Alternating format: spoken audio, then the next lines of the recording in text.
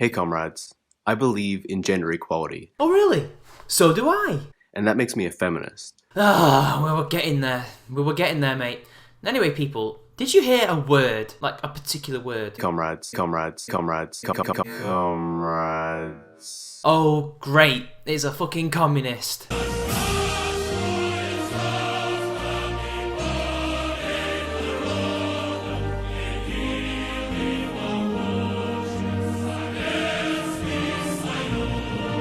But in all seriousness, just because you believe in gender equality does not make you a feminist at all. In fact, you can be all for that and not be a feminist. But for some bizarre reason, you lot think that in order to be for gender equality, you have to be a feminist, which is just ridiculous. There's been a false argument in the media in the past that seemed to suggest that to be a feminist was to believe that women should be put ahead of men.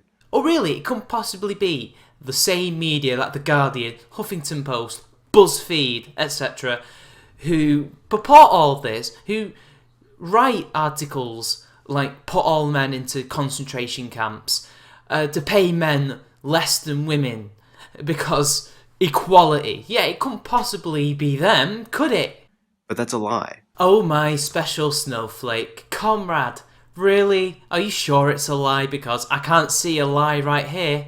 Feminism is the movement for gender equality. Oh yeah, totally. Feminism is all about equality. All about equality. What am I on about? I'm wrong, you're right. I'm just a misogynist, obviously. There can be some debate over whether that terminology, that label, is an effective one.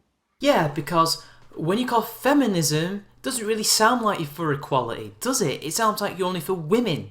Because it's feminism. But I think it comes out of the fact that in the past, women were viewed as the oppressed gender. Mate, there's even more debate as to whether or not they're oppressed at all. Which is completely accurate because men have dominated in the past and continue to dominate in the present. Yeah, because that's totally not a contradiction. Men in the past, but in that... Wait, so men oppressed women in the past, yet now you're saying that we oppress them now? Yet how come we've given them quotas, affirmative action, legislation in their favour, and how come we've decided to vote some of them as leaders of our countries? I'm just wondering, because, you know, that doesn't sound like a world where men dominate women. That sounds like the opposite. And let's not forget the fact that even back in the day, women also ruled over men. Not as common as they do now, but they did. Men got behind them.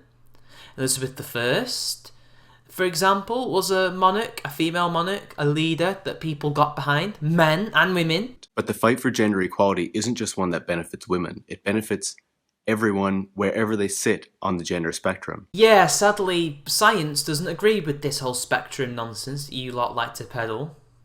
But please, do tell me, how do men also benefit from having their problems ignored? Women are obviously victims of our society in the sense that they get paid less for the same work as men. No, they are not paid less for doing the exact same work. They are paid less because they go into work where it's low paying, whereas men tend to go into work where it's more high paying. And when men and women do the same jobs, women tend to take more breaks and tend not to work as much. Hence why there is a pay gap and not a wage gap. Your maths is terrible, but you are a communist, so I'm not really surprised. They are often pushed into low-paying work and care work instead of having the opportunities to reach the same kind of levels in executive management or to pursue careers that require high qualifications that are considered to be traditionally men's work. In fact, they do have those options. Nobody is forcing them to take other courses. They choose to take these courses, but this is the thing with communists. Everything is forced by something higher up. People don't have agency. Well, these women do have agency, and they choose to take lower qualifying jobs. They choose to take degrees that don't put them in very high paying work. It's not because they're forced, it's because they choose to do so. That's what they want to do. There are not a lot of women in STEM because they don't want to do STEM. There's not a lot of men in nursing because men don't want to do nursing. It's as simple as that. And as an addendum to this, women tend not to be as competitive as men nor do they tend to be as aggressive as men when it comes to climbing up the company ladder. Some are, but most of them, on average, tend not to be. That's why a lot of them aren't in high places. But isn't it funny how you are more concerned about more women being CEOs than more women being in something like sewage work or coal mining or anything like that which is dominated by men? Isn't that funny? You're a communist, yet you're only interested in the more middle class, upper class professions when it comes to female equality. Don't you think that's rather weird? I'm just saying. Obviously, some of those barriers are being broken down now, which is a great thing, but there are still issues that exist and the equality isn't there. There were no barriers to begin with. Women just choose not to go into these professions or to even rise up into those positions. It's just individual choice. But individuality doesn't come into it for a communist. And then there are larger issues around whether women can control their bodies, access birth control, abortions, and just make decisions about their lives. Which in most Western countries, they do have the option to have all of those. What do men have? Men have no reproductive control over their bodies whatsoever. We don't have a pill. We don't have any say in abortion. We don't have any say in parental rights at all. I mean, once a woman has a baby, she can choose to put it up for adoption or to keep it or to have an abortion. What do men do? Men can't opt out like women can. They just have to be saddled with 18 years of a baby they never wanted. How's that fair? Men can't have a pill because reasons. In the 70s, this Brazilian professor made a prototype and he was protested not only by Christians and other religious groups, but also feminists who thought it was unequal for some reason. It was against equality. How? How exactly? But the gender stereotypes that we've created also hurt men. They tell men that they need to be masculine, they can't show their emotions. Those are not issues. Men are allowed to be as feminine as they want. Men are allowed to show their emotions. But the thing is, men show their emotions differently to women, and that's what you feminists don't like. You want men to show their emotions like women and not be masculine. That's the problem.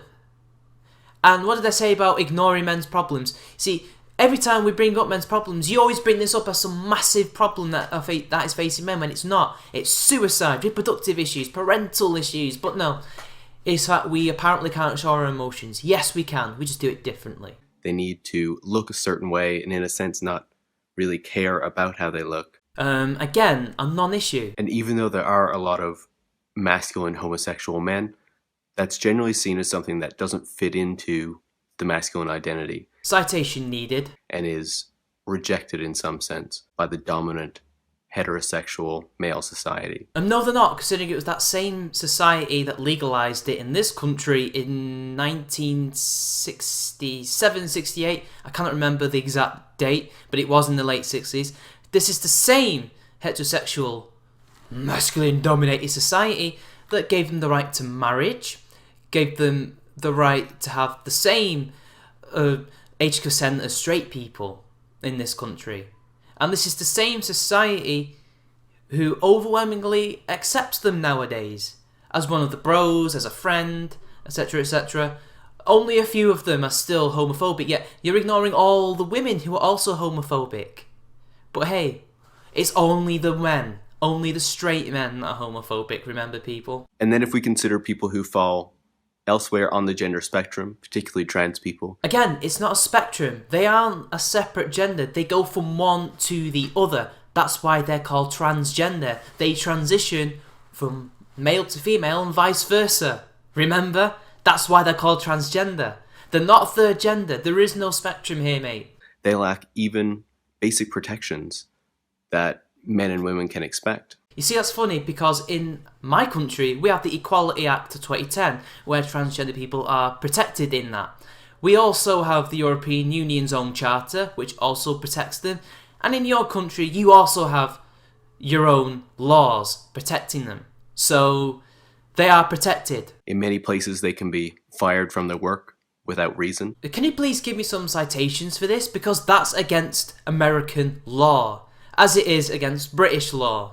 And they can also be denied important healthcare that they need, particularly assistance with transition if that is something that they choose to do. Again, citation needed. People over the age of 18 tend to be able to get the operations that they so require. So feminism isn't about replacing the patriarchy with a matriarchy. Oh really? Speak to any so-called moderate feminist or any so-called radfem and you'll get exactly that, even though they word it differently. What exactly do they want to replace this mythical patriarchy with anyway? Which we don't live in, by the way. What are they going to replace it with? Because so far it seems like a supremacy movement to me.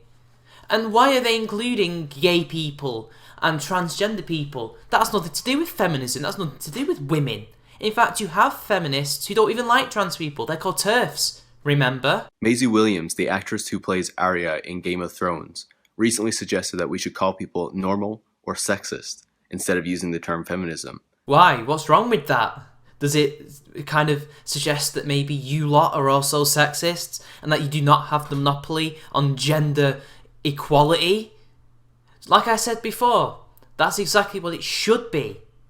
Normal people and sexists. There's normal people and racists, but when it comes to sexism, you're either a feminist or you're a sexist with you lot. There's nothing else. You can't be an MRA and be against sexism, which, for the record, 99% of them are.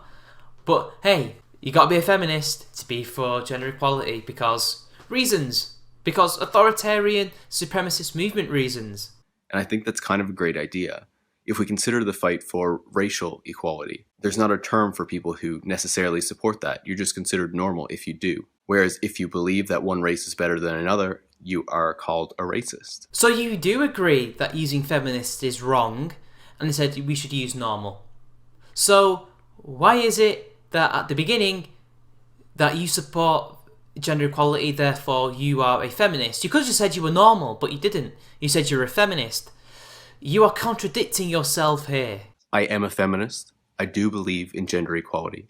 And I think everybody should, because it's something that would benefit everybody, not just women, not just trans people, men as well. Anyone, anywhere on the spectrum has something to gain from gender equality and the breaking down of the gender stereotypes that we've created. But if feminists truly believed in gender equality, wouldn't they be fighting for men's rights? Would they not stop fighting men's rights activists in doing their actual jobs? Would they stop trying to picket them going to universities and speaking? Why is it that they have to stop men from making their own societies? Why is it that women can have their own spaces but men can't? It doesn't add up, does it? Comrades, if you do feel some reservation about calling yourself a feminist, I want to tell you that you shouldn't do that. Being a feminist is simply believing in the equality of the genders. Unless it's straight men, then we just take away their rights, pay them less, and put them in concentration camps. That sounds very familiar. It kind of sounds like what Stalin did to a group of people. I don't know what he put them in, but I heard it was something like gulags, but hey, what do I know? And there's nothing wrong with that. Thanks for watching, and I'll see you again soon. And there we have it, people. A communist who calls himself a feminist, but then says, you know what, yeah, we shouldn't call ourselves feminists, we should call ourselves normal, and contradicts himself as any typical feminist would do. So hey, that's the end of the video. That's all we've got time for today. See you later.